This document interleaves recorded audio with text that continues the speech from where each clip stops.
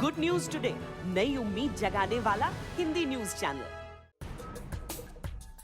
आज भी जब सिक्योर रिटर्न की बात होती है तब लोग फिक्स डिपॉजिट स्कीम में ही निवेश करना पसंद करते हैं।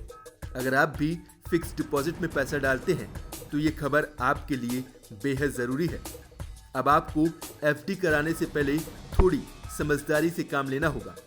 दरअसल रिजर्व बैंक ऑफ इंडिया ने एफडी के नियमों में बदलाव कर दिया है। अगर आपको ये नियम नहीं पता होगा तो आपको नुकसान उठाना पड़ सकता है। आरबीआई ने फिक्स डिपॉजिट के नियम में एक बड़ा बदलाव ये किया है कि अब मैच्योरिटी पूरी होने के बाद अगर आप रकम को क्लेम नहीं करते हैं तो आपको इस पर कम ब्याज मिलेगा। ये ब्याज सेविंग अकाउंट पर मिलने वाले ब्याज के बराबर होगा।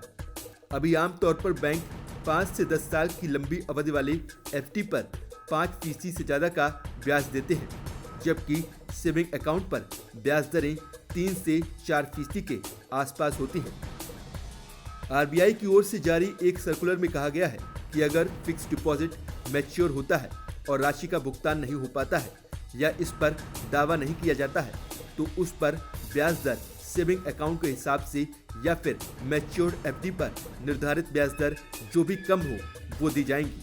ये नया नियम सभी कमर्शियल बैंकों, स्मॉल फाइनेंस बैंक, सहकारी बैंक, स्थानीय क्षेत्रीय बैंकों में जमा पर लागू होंगे। अब एफडी पर मिलने वाले ब्याज के गणित को कुछ इस तरह समझते हैं।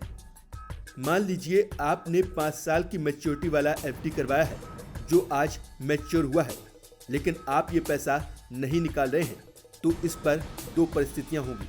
अगर एफडी पर मिल रहा ब्याज उस बैंक के सेविंग अकाउंट पर मिल रहे ब्याज से कम है तो आपको एफडी वाला ब्याज ही मिलता रहेगा।